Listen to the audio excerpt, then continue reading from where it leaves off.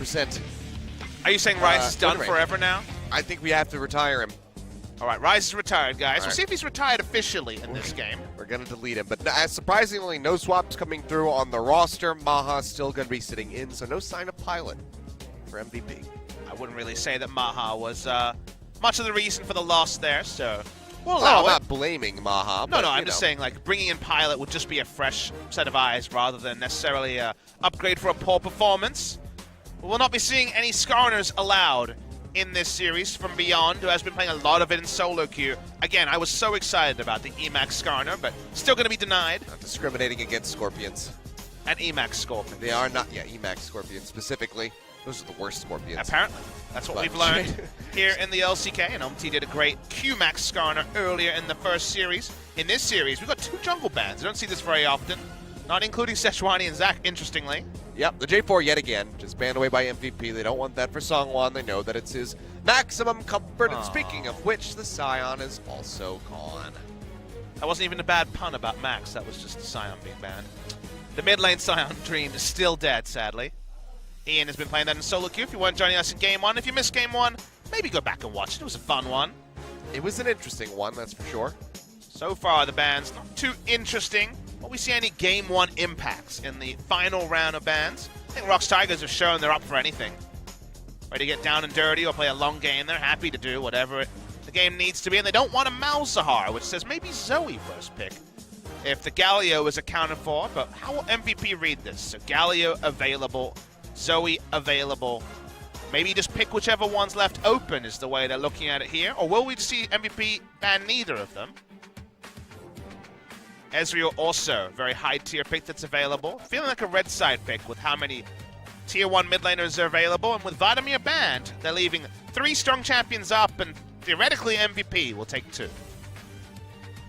So which one ROX is going to prioritize here?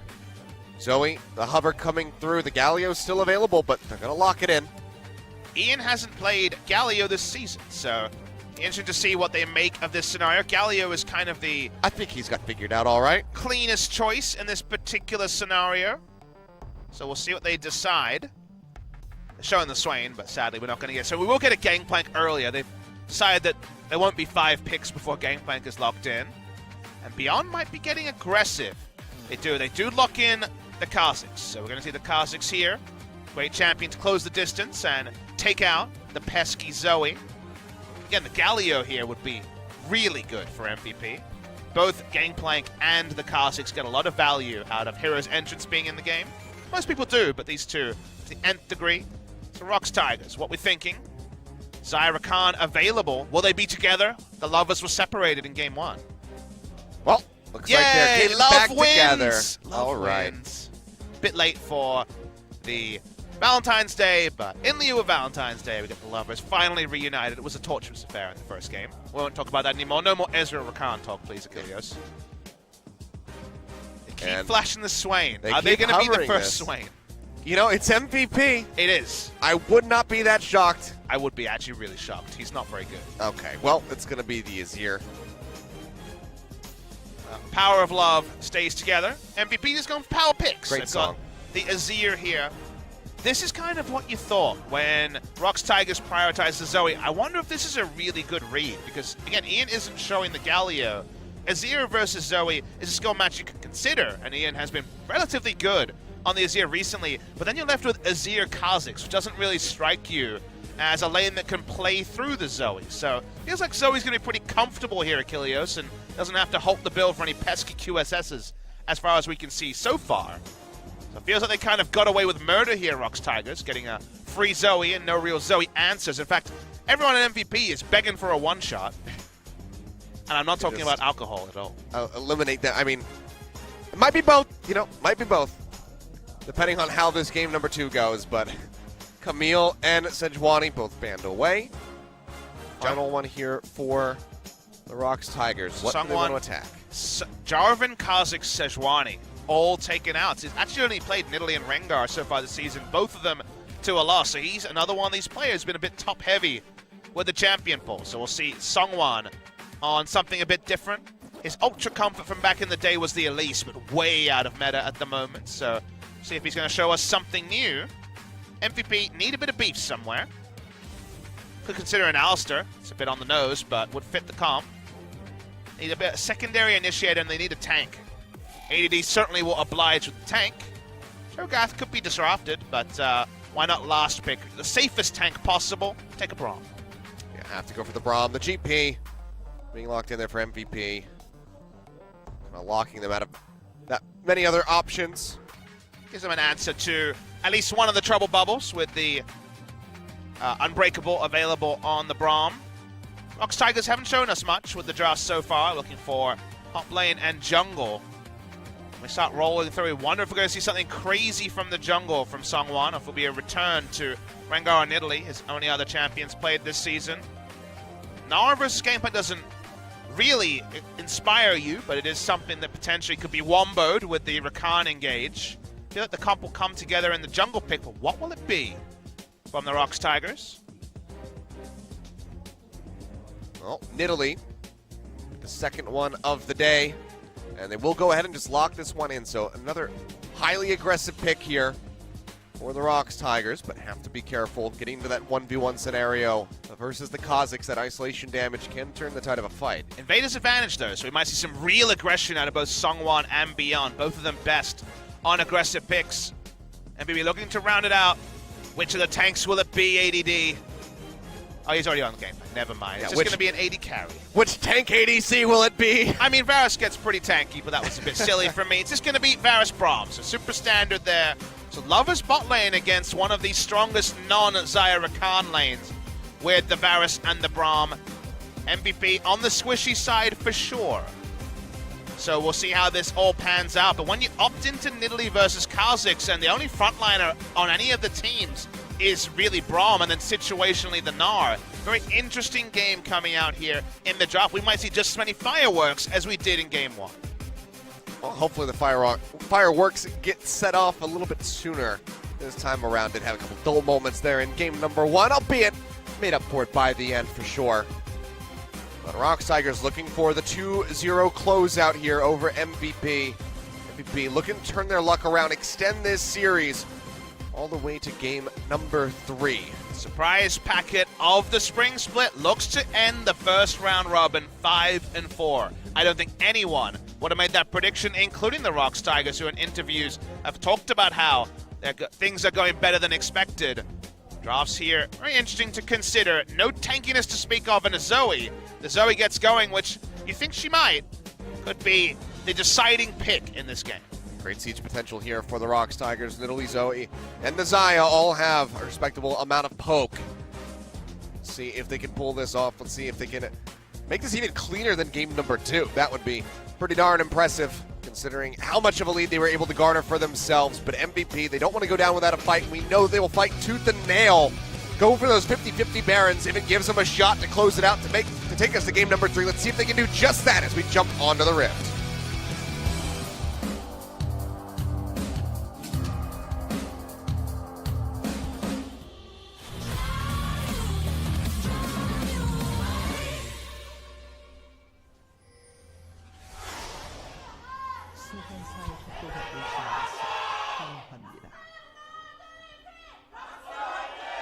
I'm not going to lie to you. There's not that many people here, and that MVP cheer was louder than I think either of the cheers in the first series, where there was a much more packed audience. And I'm not going to lie to you. Max did not buy an item. He decided that he is too strong independent Braum, mustache and all. Decided no items, only going to have the minion dematerializes for lane. He's just going to get that gold, and then he's going to rush back and find something. But you know what the problem is? When you leave the lane, you want to obviously rush somewhere. So obviously his thought was, I need to scope out this particular brush to know about an invade. Problem is, when you commit to that, you can't just back at any time, because there's things like leashes and also position on the map that needs to be considered. It's kind of in no man's land right now. I assume he's not going to enter lane with no items. I think he might have baited himself. Maybe he forgot that the Dematerializer goes into your inventory slot, and he just thought that he bought. He just screwed up. But there's the amusing thing where if you have no items, you just look for a level 1 gank and then back. He actually has the unsealed spellbook, so at 2 minutes into the game, he does get to switch over summoners. Just going in the lane here. All right, what an alpha! He's going into lane with no items. Take that, Xayah Rakan. Power of love means nothing to Braum. Yep. Oh, Well, maybe it does. Well, you can just go and teleport back into it. Yeah. Well, from having all sorts of fun in this particular game. Okay. Is he gonna Get that run? item, Max. Get in there. You know you want it. I can't even see what item he's getting. No, we because of can't, the lower because we need third. to know all about these stats. Come on, OG They're man. so interesting. I need to know his items. But all right, TP down. Summoner down. Oh God. Yep, it's already getting crazy. Clearly, he wanted to know what items the enemy was starting before he bought his items. It was a counter buy. Yeah, a counter shop. Yeah. He's got the Doran Blade. Let's go. No, we're just inventing terms now.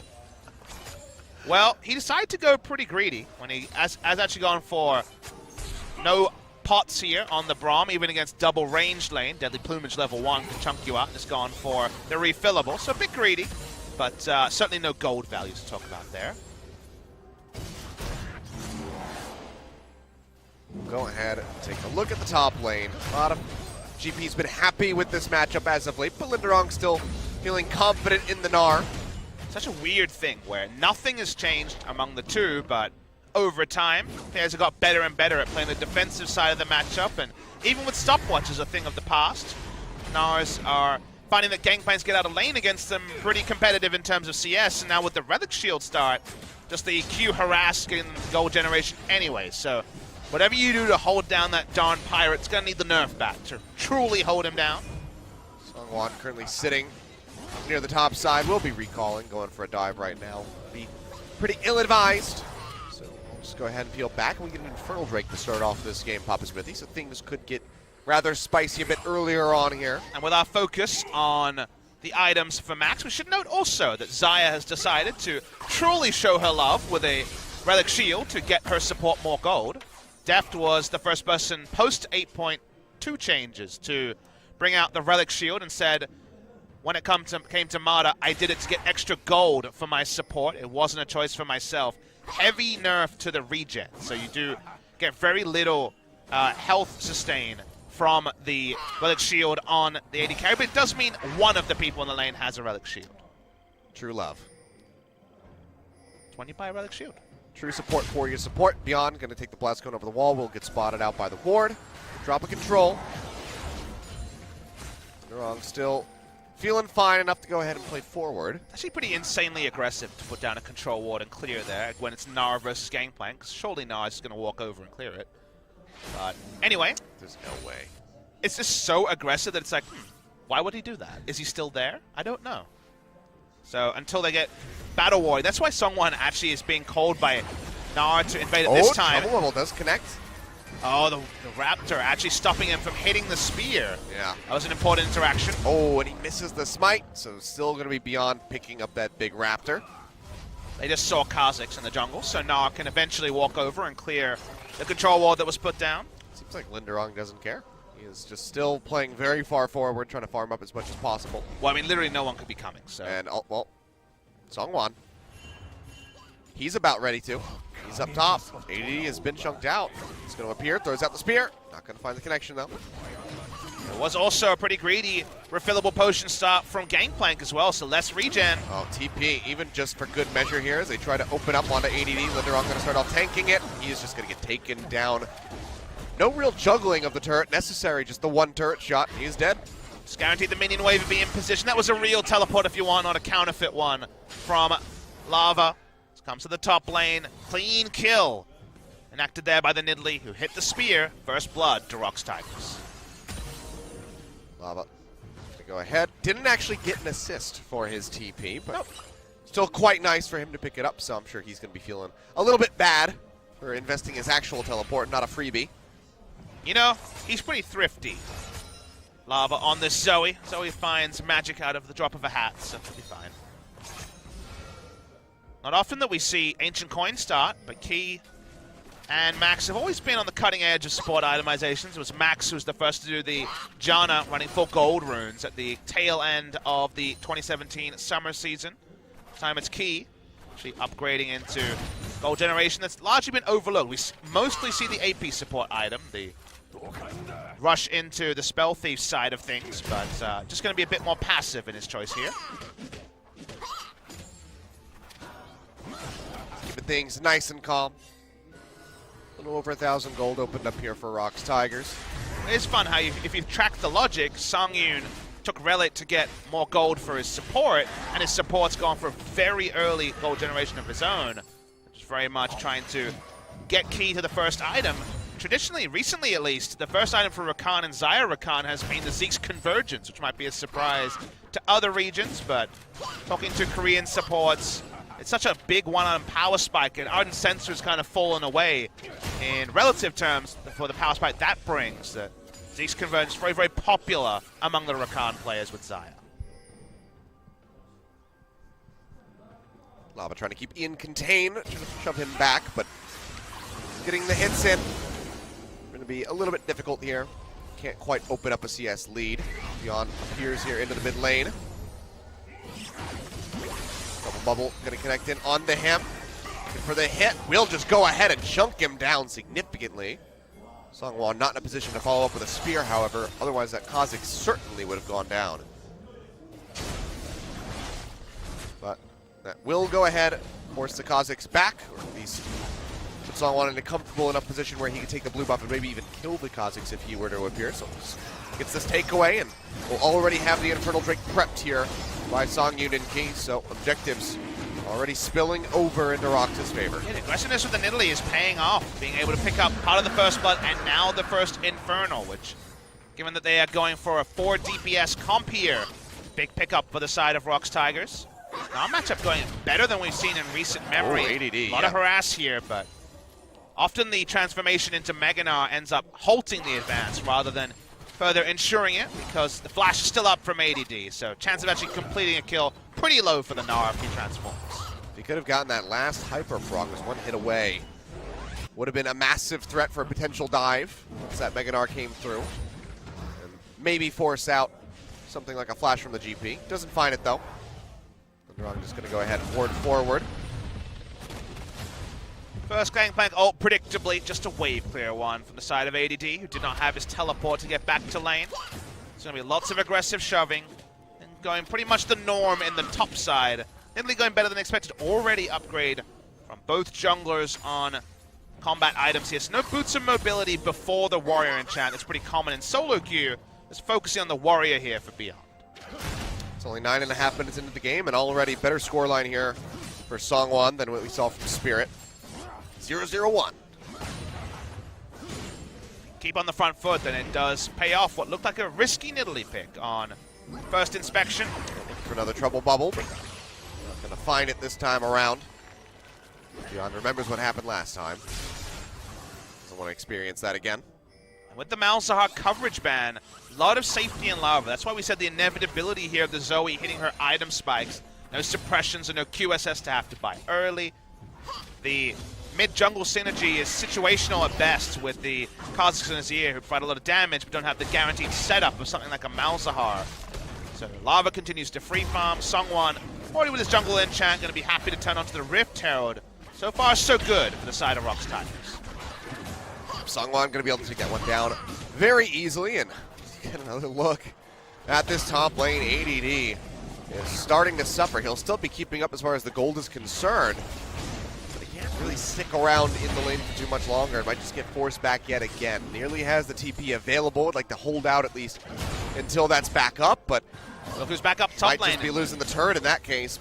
Songwon spending all of his time topside, trying to force vertical jungle and trying to harass ADD away from lane. That's inevitability about the gold generation here, because Songwon's spending so much of his time trying to ruin the Pirates' day. I'd say he's doing a pretty darn good job of it here, as this turret has been whittled down considerably by Linderong. Hasn't been able to take it yet. As Beyond pushes forward.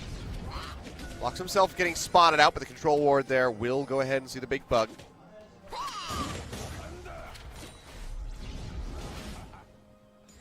Beyond back on the top side, trying to provide as much coverage as possible for his top laner, because he knows that if he leaves this lane, he's going to lose turrets so early. With the Phage, the harass has already started to go excellently for the side of ROX Tigers. We know this turret is low. The transformation means less auto attacks here from Linderong, just one single head. Ball will connect. ADD, the pain train continues. He's been out of charges on the Corrupting Potion and just really has to rely on the Cure Scurvy to try to keep himself sustained in this lane. And the longer the lane here for ROX Tigers top side, the better, because they can in the 4-1 and make the gangplank accountable, whereas Nidalee and Zoe just want to group and play through the mid lane and start sieges. Those two champions together are kind of the entire siege comp for the ROX Tigers. We're going to see the Rift Herald summoned in mid lane. Let's see if it's safer than game 1, where it fizzled out. Something tells me they'll be able to get the channel off. TP coming back into the top lane as ADD. So rejoin, keep this turret alive. Beyond is waiting in the wings. Will be zipping forward now, jumps in right as the transformation comes down. He gets the wall, it flashes in, stuns him into the wall as the TP comes through. Beyond going low, pops the ultimate to try to stay alive as Lava does arrive. They pop him up with the grand entrance. Beyond still alive here for the moment, but he will go down, but not before he takes out Key. A 1-for-1 exchange, and Ian arriving around from the sidelines will get spotted up by the control ward. See if they can stop him. Battlestar not going to connect Ian down to half HP. Sleepy Trouble Bubble comes in and he'll get taken down by Songwon. Now the rest of MVP having to scramble, but they're just too damn low. Lava flashes in. Songwon finds another kill. One for the Zoe at the end of the day. It's 5-1 as ROX explodes onto the scene and looks for the first brick. A skirmish that was ripe for the outplay. Only found outplays on the side of the ROX Tigers. Key the first to fall down, turret diving so early on his roam to the top lane. We're going to watch the replay here. The call is that both the mid laner and the support are coming in. Fully commit. So many members of MVP so low. But when Key dies, just basically to one turnaround, 2 turret shots and he's dead. Very squishy this early in the game. You're not sure. Azir sees triple kill in his eyes. He's thinking this will be the highlight play with everything available for the Azir. But by the time he actually completes the Emperor's Divide, he's low as well. They still have flashes up. Nidalee still has insane mobility. The bounce rings true, and so does 4 kills to the side of ROX Tigers. And just like that, VP's hopes shrinking by the minute. 4,000 gold down, 14 minutes into this game. Infernal Drake is already there for the ROX Tigers. An Ocean on the way in 10 seconds, and maybe a mid-tier 1 turret as well, as Ian desperately tries to clear out. Let's see, ROX grouping up, should be able to take this down. Actually, they'll dive in. Key goes in. This is the quickness to get that little taunt in. Sleepy Trouble Bubble connecting in, but will not be able to get the Paddle Star onto Ian to try to go for the finish. Herald will die, just going to be traded for the 1 turret. It's such a disaster for the side of MVP, because what did we say in Champions there? We said no one on the side of MVP can handle a Trouble Bubble short of perhaps Max on the first one. They have 1 unbreakable shield, and then everyone else is squishy. They have no plan to actually hold down the Zoe. She's getting more and more massive as a teleport comes in. Here's the knock. Nenderon gets the stun into the wall, up. Max getting popped up, just doesn't stand a chance. Lava will find another kill. ROX Tigers say thank you very much for the leash on the Ocean Drake. We'll take it from here. They finish it off as they add their second one to the trophy cabinet here. And then now there's just no map control for them to even hope to make Lava predictable on the Zoe. Zoe's going to walk up, Trouble Bubble everywhere. This is going to be one of those Zoe games that make people moan about Zoe balance, because MVP were not respectful of the Zoe pick outside of picking Braum as the support. Everything else just kind of plays into the hand of the Zoe. Then they made a mistake, and when you're disrespectful in draft and you also make the mistakes in the early game, you think about yourself and think, okay, doesn't matter about the Zoe, we'll just win early game. Then you really have the egg on your face, and sadly, this seems to be egg on the face for MVP. Yep. Rough times here for MVP. Probably wishing that they were playing against Kuro Zoe right now, since that wasn't that was much more manageable. If you give Zoe enough rope, she'll make you hang for it. It's just the reality of Zoe as a champion. The heavy-handed Zoe nerfs aren't live here in patch 8.3. The 0.25 seconds on the queue that is a meme in and of itself means that she's at full power, she's ready to roll, and ROX Tigers even have a farmed and fed Nidalee to pick up Rod of Ages from the jungle pre-20 minutes also to compound the pain. 3-0 and 3. And I mean, like you said, pre-20 minutes. It feels like this game's been going on for a bit longer than that, given just how many kills ROX has put on the board. But still, not even close to that. Biggest thing that we found today, kind of the most heartening thing that makes me smile, is Now we've got players like Grace and Lava where you think, how good are these guys? These mid laners who are a lot less known, a lot newer on the scene, both of them having impressive days. Lava has impressed us a couple of times now, and now he's on a fed Zoe, so he's having a whole whale of a time. Quite good for him. As the last outer turret will go down. All three tier 1s being taken out here by the ROX Tigers, advancing that gold lead as much as possible. 6.2 thousand now. Yeah, 4 people show up at a turret. A gangplank ult comes in. If it doesn't, they take the turret. If it does, they wait for the next wave and then take the turret. There's really nothing that MVP can do with how strong these numbers are at, but they're going to try a teleport. Remember, that's a GP teleport. Yeah, TP is going to be coming through. Cannon Barrage comes down. Glacial Fissure not going to get the hit of Songyun. Hopefully uses that Featherstorm to keep himself alive and out of danger. Bubble comes through, finds the hit in onto the Kha'Zix. ADD going to body block, but now Grand Entrance comes in. They just get destroyed. The damage exploding forth. Will not go down. They will be able to retreat here with their lives, but they have to go back to the fountain. And now ROX, with the wave pushing in, can just posture forward and try to siege up onto this tier 2. Yeah, 2 people almost instantly exploded, but that doesn't need an ult from Lava or Sungwon. They can do another rotation of that. Key had to use the stopwatch as you're a bit too aggressive. They'll back away. They'll continue pushing in other lanes. But we're starting to see a preview of the inevitability of the siege phase for ROX Tigers. It might just get worse and worse here for MVP as another Infernal Drake is on the way in just a few minutes, as well as that Baron here in 1 minute and 40. Plenty of damage here for the ROX Tigers to try to take that one out. Not as much as MVP, but them getting into position to try to take it out is a whole other topic. 2,000 gold lead for the Nidalee.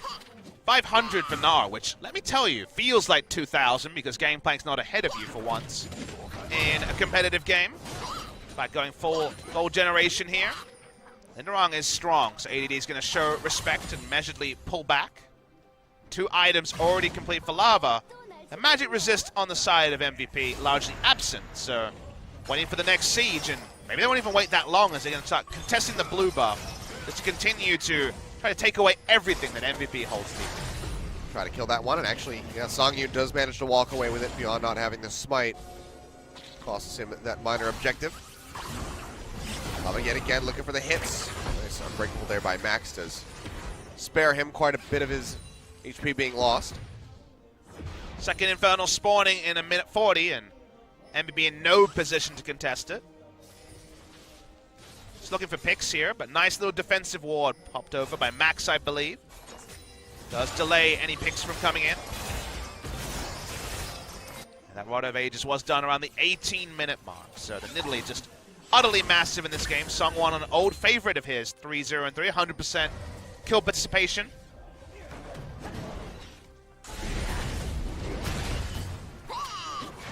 Quite far forward, will get jumped on, but even then I don't think he's that concerned. Has teammates waiting in the wings.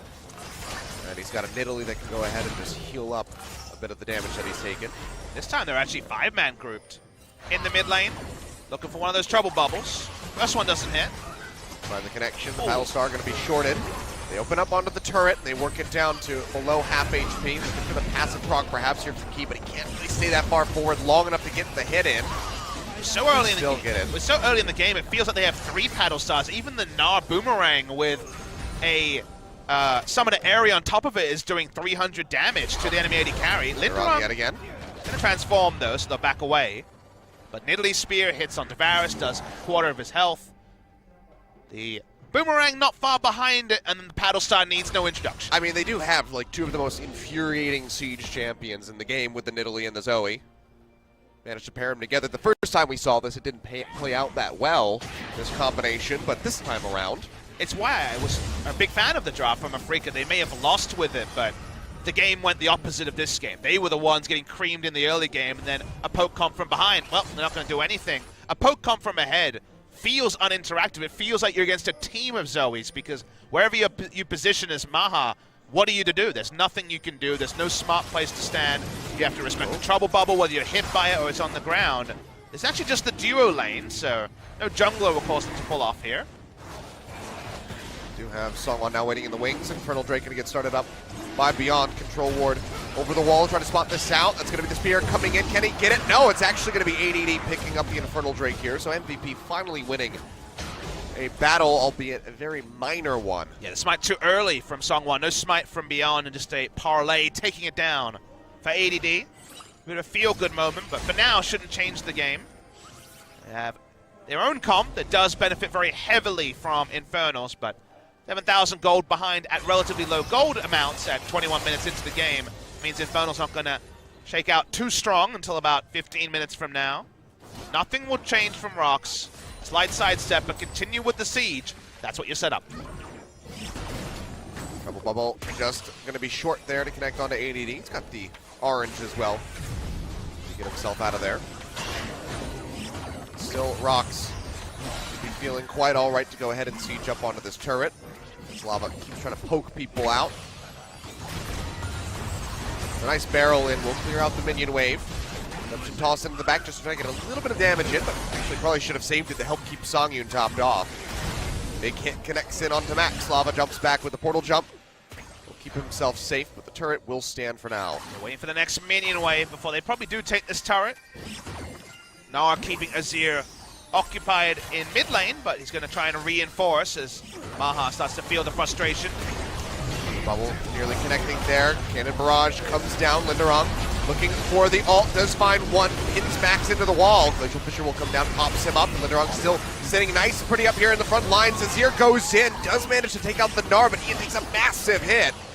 Still will be able to walk away with his life. A 1-for-0 so far in favor of MVP as ROX still just want to finish off this turret. Yeah, one kill for a turret's going to be the end-up result because MVP are chunked out in 4 rolls. They still get the objective they wanted, but obviously not as clean as they want it to be, as Lava just picks up flashes and has a party. They're going to back away from here. Still objective picked up, but MVP invested a lot to make that happen. Maha actually cemented the engage with an ult flash on the Varus, so now he does not have flash available for the next time we see the inevitable siege be set up. The only area where ROX Tigers can get themselves into a lot of trouble is the Baron, just because MVP has a sort of comp with Azir and Varus that can do a lot of damage in close quarters. The Gangplank also can be involved there. So I'm not talking about a steal so much as a contest around Baron. That's always been the Achilles heel of a poke comp, trying to actually take the Baron to cement their lead. So a ways away there, Maha is from actually doing any significant damage. He will be forced to flash over the wall. Songyun now arriving, gets the spear connection. Does he want to go in? He's chasing in. Trouble Bubble going to be shorted, but he jumps in, tries to get the hit. Gets another spear in onto Beyond, but it's just a bit too far away, it would seem. As still trying to chase this one out. Grand Entrance not going to find the connection. Spear going to go right in between Maha and Max. Pretty optimistic use of the This was a very extended chase. quickness there. Uses flash through all of it as well. Gonna spot Ian out as he's looking from the flanks for a big Azir second play. Doesn't have his flash or cleanse, so would have been a one-way trip, but could have scooped up a lot of squishies in that particular passage. Going for all the easy objectives. It's the last of them in the final remaining inner turret. Even then, wave clear from MVP is going to be quite strong, so they can only knock this down to about half. Always landing these trouble rolls onto the Braum. Now Beyond, maybe in a spot of bother, has to flash away from that spear. I think it would have barely missed, but didn't want to play with the Pixel RNG. It's just such a nightmare because they can't put any forward vision down. Control wards go down from ROX. And then think of all the line skill shots coming over a wall. Nidalee Spear, Trouble Bubble, Paddle Star, all of them hard to spot with no advanced scouting. It's going to be the turret. Last inner turret goes down. Very long map for ROX Tigers to work with here. But when do they feel confident enough to actually start the Baron that could be their downfall? How about right about now here? You know, the blast gun ready to go. Everyone's going to take a trip over the wall. They'll leave out Linderong. Not invited. Poor guy. They're just trying to bait this one out, sitting in the darkness. See Beyond in the vicinity. Trouble Bubble not going to connect, but they get the pop-up, and Lava gets the deletion. Cannon Barrage comes down. Massive hit off that peg right there. Will go ahead and burst them down, and they manage to find Key. See why it's a risk around there, Achilles. That was just the Baron leashing and one round of spells from the Gangplank, and someone dies. Multiple other people are chunked out. They're going to rush mid lane here. Wave clear's not fantastic on the side of ROX Tigers, so we'll see if MVP can get their first turret. They want more. Point blank to go ahead and finish off Songwon, and maybe this could be the open up here for MVP to try to get a Baron, but over on the backside, Lava Watch and Linderong. Linderong have come in with their TP. Wallop connects in onto Maha as they try to finish him off, and now with the help of Songyun, they will be able to do so. Lava jumps back with a portal jump, immediately immediately gets hit in the face with a parlay as ADD finds the kill. The rest of MVP will go ahead and run to the hills. No Baron on either side. Good play overall by MVP to delay this, but they still get punished in the end. Yeah, really messy stuff, but you see some of the pitfalls of ROX's comp. What happens when they can actually be gap closed on and not have everything available. We're going to see the replay here. Double teleport. Very deep from ROX Tigers. Great timing for MVP to actually go all in because it's going to take that extra time for Linderong and Lava to close distance. And then you also have to remember that it was Lava closing the distance as a Zoe. She wants to be hitting at max range. She was getting crit in the face by ADD. She goes down in an advantageous trade for the first time in a long time for MVP. Yeah, finally get the kill there onto that Zoe. 3-1-4. Lava still having a rather good game. But MVP at least getting a slight reprieve here. Don't have to worry about those Baron-empowered minions coming through yet. Mountain Drake, however, will get picked up. It's going to make the Baron that much easier to take. Interestingly, it's not going to actually spawn the Elder, and it's at the time in the game where ROX want to get another objective on the map they could either trade for or take easier than the Baron, which will be staunchly defended by MVP. A fairly meaningless Ocean will be the 5th Drake spawn of the game. So many delay tools. Azir, he's back. You know all about delay. They're going to have to be holding out for dear life as long as humanly possible, because so many members of MVP are just so drastically far behind. You take a look at Beyond, he's just got his jungle item completed with the Dustblade. They do! Yeah, they will be able to get it. They know Maha's down. Bubble not going to hit. They're looking for the poke in. Lava doesn't choose the right brush. And Maha will actually go ahead and get his way out of there. That was very unlucky. They knew it had registered, but Maha in the end was able to choose the right brush to back in, and a check on both means he gets away with his life.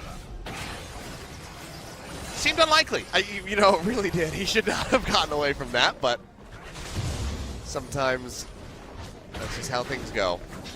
Maha's build is just putrid. He's almost 100 CS behind. He had to go QSS. Oh, yeah. He's got 1.5 items. Yeah, he had to go QSS Ninja Tabi to try to slow down the effect of the pokes. All he really is one round of spells and no damage behind it. He's an ultimate at this point. Yeah. Trying to lock everybody in and hope the Azir can burn them down, since he at least has a minor amount of power behind him. Trying to build up more and more. Bubble does get the connection onto Maha, but no position for the paddle star to hit. But yeah, I mean, he and Beyond are both insanely underpowered. Warrior enchant of the jungle item and a Duskblade is pretty much all the Kha'Zix says. ROX go ahead, they force up into the top lane, they finish off this turret, and now are looking for the inhibitor. Maha goes for it, finds the ultimate, Featherstorm up from Songyun with a flash away, should take him out. The safety is key. Tries to delay, massive burst of damage coming through from Lava, and he just continues to siege up with the paddle stars. Chunks out 3 members of MVP and sends them back to the fountain. You get the turret, but then the first round of damage comes in, still cooldowns and flashes available for MVP. ROX have to back, so it's slower than they want, trying to pick up these objectives. Because they know that MVP went into the fountain, they're going to try and rush the Baron down. They had 2 people gatekeeping, this should be clean. Yeah, no cannon barrage, we'll be able to take this one away. Now stunned into the wall looking for Beyond, and he'll just get taken down as an afterthought.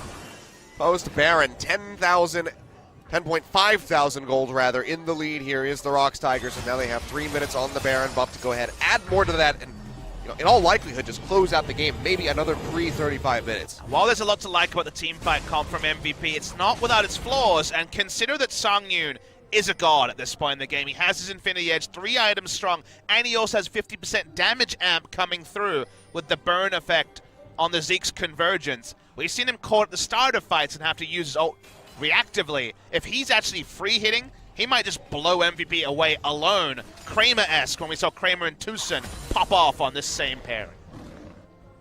We'll see if he gets the opportunity. They're certainly going to be in position for one as they start pushing forward. See, MVP struggle streak. They've gotten the 5 kills, they've gotten the Infernal Drake, but they haven't taken a single structure on the map. There's still all 11 turrets standing here for the ROX Tigers. They got a couple of passengers, Unfortunately, Beyond and Maha, as you pointed out, just really won't contribute much, short of a heavy positioning mistake on the side of ROX. So it's really all on the Gangplank ultimate to corral multiple members. Flashes up on 4 members of the ROX Tigers. An opportunistic snipe onto Songyun is the dream for the side of MVP, but looking very unattainable. Already broken the base in one spot, but don't have an inhibitor yet. Looking for a second break. You have Linderong pushing up towards that top side. Ian is trying to hold down the fort. Baron empowered minions start pushing forward. Lava just looking for a trouble bubble onto somebody. As Linderong will go ahead and break through the Azir sand turret and take down that first inhib. See MVP unsure of what to do it. Oh my god, it's just disgusting. It was a poking proto belt of all things. Just so he thinks. Well, she is a pain train. The pain train wants to hit the station. The station is the MVP next. Okay, the corruption coming down. Songyun yet again goes up with the Feather Storm. Have the drag back. Actually, no, the Feathers didn't go far enough. The Unbreakable blocked them and stopped them from getting a root. So MVP not going to get locked down. Still going to try to defend here. Slava gets worked down to about half HP. He's low on mana, so has to be careful as Ian goes in. 3-man Tarimba shuffle. Will it pay off? They got the pick onto Songyun. Linderong looking for the lockdown. Gets the wallop key, dashes away. As MVP and Ian come up with a massive play to buy themselves some more time. What a monstrous engage on a Pocom. Doesn't matter that you're 10,000 gold behind. It wins the start of the trade, but ROX can back away. They can use some heals. They'll still take an objective, and they're not done. Now they still have that Ocean Drake that is just subtly pushing their HP and mana back up as they peel away from the fights. They haven't been able to finish off that second inhibitor yet, and it seems like they will abandon the cause. They will go back to base. They have the Baron buff here just for 20 more seconds, so time to get a purchase in and try this again. But Ian saving pretty much single-handedly that second inhib. I mean, a different game, that wins you the game, but they're so far behind that all it can do is buy a bit of time for MVP. Not able to crash the second inhibitor this time out, but the split push was already working. 4-1, very, very powerful. And keep returning to that as just using a stopwatch, why not? If you're Zoe, that was a bonus one, counterfeit stopwatch there. Patrolling the street, trying to pick up his fake Lexus. Wait, Lexus, Rolex. Fake Lexus would be pretty cool to pick up. Lexus. Who's producing a fake car like that? I don't know. If you know anyone, let us know. Or we return to this particular game. I'm sure I could find one in Philadelphia. It would love an Elder, but the Elder's not on the map. The Elder will spawn, as well, you know Philadelphia much better than I. I don't think have you ever been to Philadelphia? No, I have not. I didn't think so. Wasn't on the world stop. Thankfully. It's on the list. I would take it off the list. The only thing that's worth going to Philly for would be a cheesesteak, but you can find a perfectly adequate one inside New Jersey. Well, regional beef aside, the beef for this particular game, as line skill shots keep being aimed at Ian, we're still waiting for the max range paddle star to show us epic gameplay. Well, we see one. So far, no. Not yet. Super Creeps pushing it further forward there into the top lane, getting ready to crash. And over onto the Nexus turrets. Mid at the same time, getting chunked down. Proc getting ready to come through. Key able to stick around. They will finish that one off. Now looking for a second and potentially third inhib. Linderong will be able to go ahead and take out the one here in the bottom lane. No one contesting him. He's got the GA. He's got the transformation. He needs one more hit to finish it off, but it's just going to be a matter of time. Yeah, second 4-1, much narrower. It's not top lane and bot lane, but still getting so much damage onto these inhibitors. Oh my god, massive hit! He almost goes down. Redemption into the back. Can he get him? Yes, he does! He gets assassinated by Lava with the Redemption. It's taken down all 3 inhibitors. Have fallen. MVP holding on to the dregs of their base as much as they can, but it's just not working out for them. Lava does nearly die, taking one too many turret shots. But this is looking like the end, Papa Smithy. The first Nexus turn goes down. Songwan will get taken out by a turret of all things, but ROX are still posturing forward, trying to get the fish. Linderong with the transformation, looking for the Gnar ultimate. They get the pop onto the GA there for Beyond. He'll get taken down. Another burst from Lava finishes them off. 12-7, double wallop. Nexus will fall 36.5 minutes in. ROX Tigers complete the 2-0 and shut down MVP. And they are very deserving victors of this particular game. Really nice stuff from the ROX Tigers. Game 2, they go for the poke comp, very similar to what we saw from the Afrika Freaks in Game 1 of the day, but where Afrika failed, the snowball started. Great counter jungling by Songwon, really making the Kazakhs a non-factor in the game. And then we saw all hell rain loose in ranged skill shots, line skill shots, never any vision to see them early, and when they finally did start hitting, there was some highlights. That there were. There's a lot of highlights and a lot of clips that could have been taken from that game right there. But MVP, back to the drawing board for these guys. It seems like they have reverted to their former selves. Not coming out, not being very competitive in either game. A moment here and there. But outside of that, it was pretty damn convincing by the ROX Tigers, who are that much closer to overtaking KSV, tied as far as their win-loss, but just 1 point behind them on the standings. And I want to reframe your words and say that ROX Tigers are that much better than MVP. It is actually a considerable chasm here. ROX Tigers are looking good. They do join KSV at the top half of the table, and it's no fluke. They have gone through an entire first round robin and ended it with a positive score. They've ended it with a lot to like about their game plan. It's so impressive that they lost a player, added ostensibly a star to the mid lane, aren't even playing Kuzan, and it's actually the members that looked hapless at the end of summer season, just being reloaded, revamped, confident, and taking down all comers to be a competitive force in Champions Spring 2018. Well, for the people who have been a ROX Tigers fan stuck with this squad even after the 2016 roster fracturing, they certainly can feel vindicated here with this new roster and how they're performing, at least for the start of 2018. How things are going to be moving forward, we do not know, but for now, the ROX Tigers are here to play, and they are walking away with numerous victories.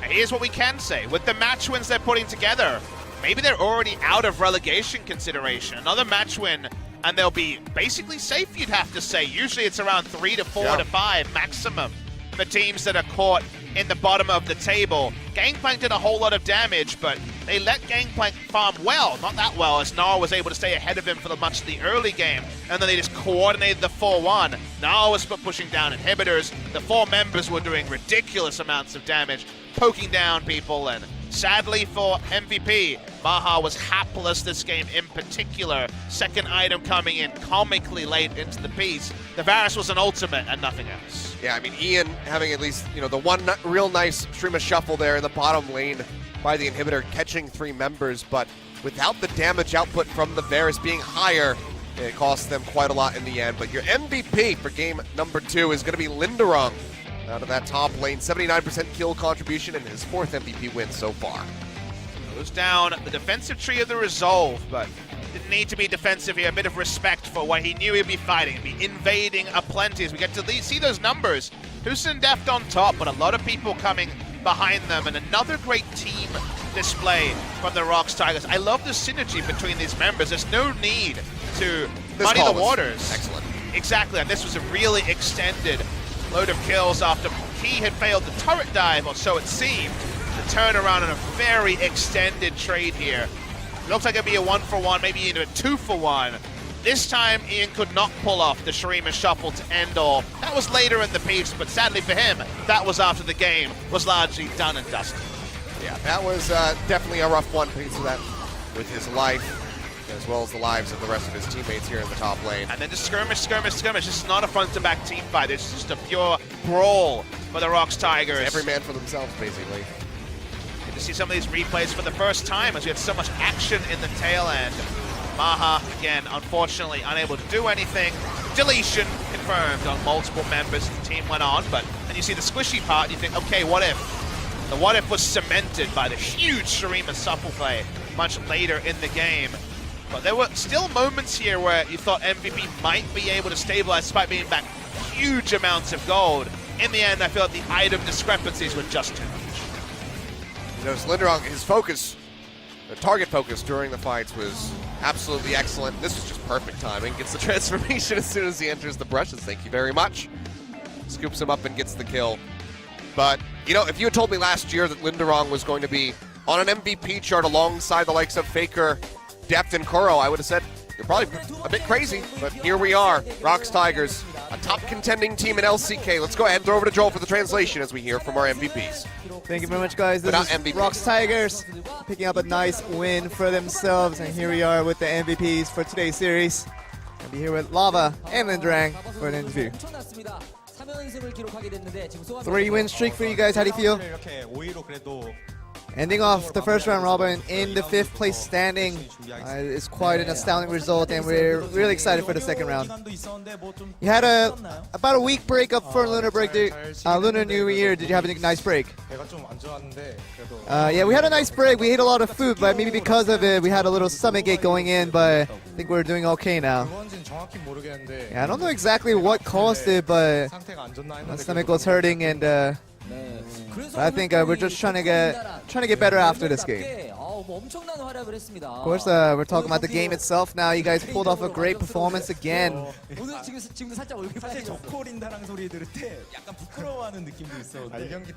lot of people talked about your Game 2 performance. Yeah, I think Game 2 I could have been a little more brawler-like when just like beating up my opponents, but kind of disappointed I didn't get as much opportunity in that. I thought it was doing fine.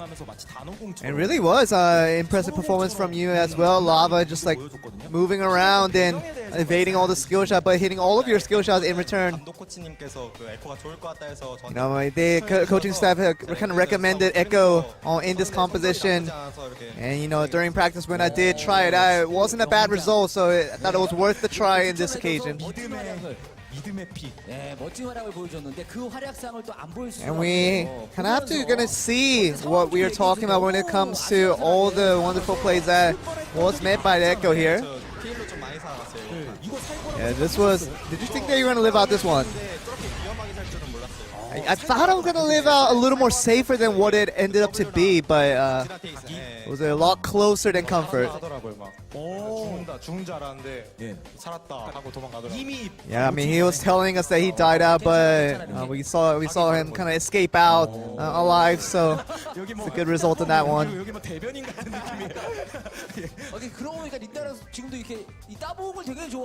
Lindrang, you really do like to put up your thumb, just saying good at putting the thumbs up. That's kind of your signature mark on here. I don't know what you're talking about. I think I'm trying to. I think it's mostly when I'm streaming. People like to see me put my thumbs up and just like give a thumbs up for good positive vibes, and that's kind of what I'm trying to put it at. Of course, with Game 2, you did really well and got yourself an MVP. How do you feel about your recent performances? I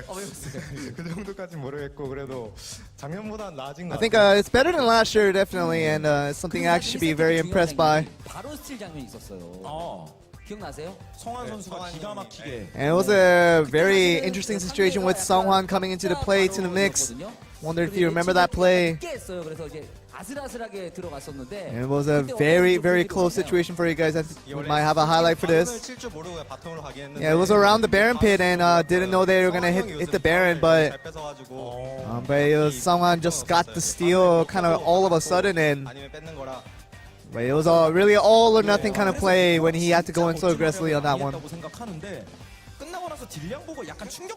And weren't you surprised at the damage charts once we were done with the game?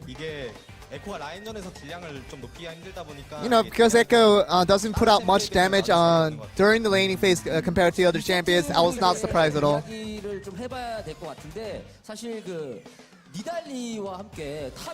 talking about Nidalee, the synergy with that champion along with top lane. You guys found a lot of benefit with that composition. How was that overall? And Nidalee was really off to a fire in the early game, and I was off to my own as well. So, you know, both players feeling very confident going to the mid game. Was a lot of confidence on our part. Let's look at one of the replays here. It felt like MVP did a good job of fighting back on this situation. We were talking about the teleport play that could have happened here, and but Kha'Zix trying to kill off the Kha'Zix right away. It didn't go off as soon as we wanted. So I was kind of scared in this situation where I thought I might have died out here, but Of course, Songwan did he not comment on his own super plays. You know, yeah, we were trying to get him into the situation where he can dominate, but he got caught by the zero ult, so he didn't get to do much there. 그런데 요즘에 최근에 사실은 이전에는 Going back to what ROX Tigers used to represent is that the bot lane used to do a lot of carry, but now it seems like the top side of the map from ROX Tigers is seeing a lot more power increase as the games go by. Well, I mean, not all games reflect that comment, as you said, but there are times where, you know, we can take the load off of the bot lane to do a little more carrying on the top lane as well. So I think it goes the same for me as well in mid lane. Yeah, just very similar to what Linder was saying earlier. Do you feel like your results now are a little bit better than what you've been expecting?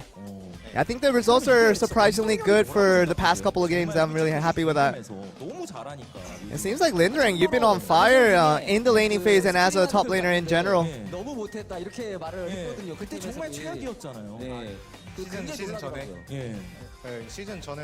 I think before the season, people did have low expectations, and it was fair to have that, considering my performances in the last season. But I think the turning point was with the coaching staff trying to get us hyped up and get us the confidence that we needed to perform a lot better. And I think it was putting the life into a dead soul, if you can say.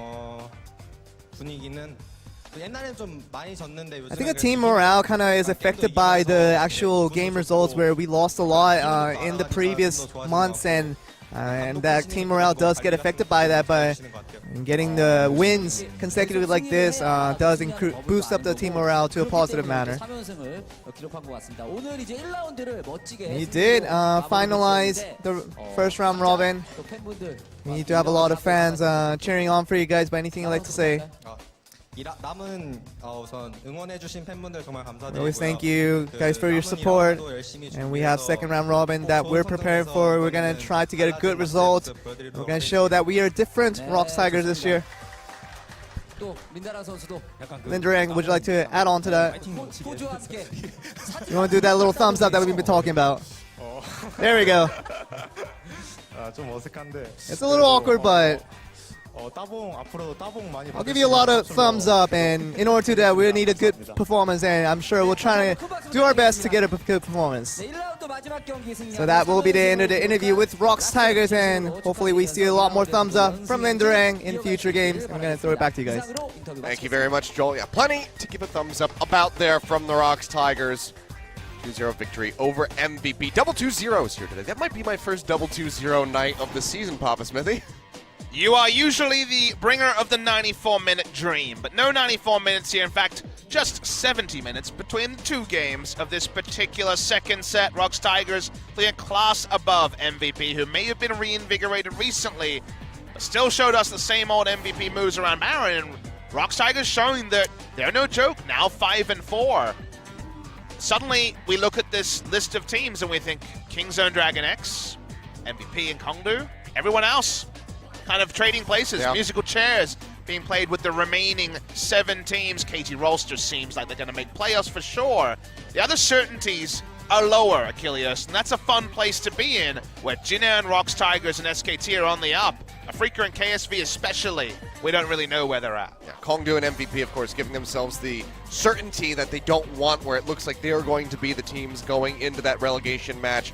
Yet again, be twice in a row, I believe, for MVP. And even BBQ with their new players have recently been training way down. Yes, so they have been. We're going to see BBQ tomorrow in the first game of the day. That's against Kingzone Dragon X, coming off a break, but also, God bless, a very long, strange series against Jin Air. So we're going to end the first round robin halfway through after Kingzone Dragon X versus BBQ. Then we kick off the second round robin. It's not with a big name game, but it's KSV against Kongdu Monster. And man, if KSV doesn't pound Kongdu Monster, then KSV's season needs to be under the fine-tooth comb. They need to win big against Kongdu. Yeah, and even a 2-0, if it's not convincing, is still going to look a bit damning there for KSV. They lost to Kongdu Monster in the first round, Rob, and that was the start of the pain train for KSV. So very interesting match. That's what made us think that Kongdu Monster could be a top contender here in the LCK, but well, that was not right. Yeah, no, we were very wrong about that one. We misplayed very heavily. We're not going to be betting on Kongdu Monster anymore. We're going to be betting on more fun in the draw. So we saw some That's crazy true. stuff today. I don't know how much more Echo, maybe some more Nidalee. The Scion, it's going to be back. I hope people were feeling inspired. I hope we get some more Echo. It's very dynamic. We had some fun getaways there from Lava in the mid lane. I'd like more of that, but we'll find out if we get more of that tomorrow when we come back for more LCK. So we'll see you right back here in 24 hours.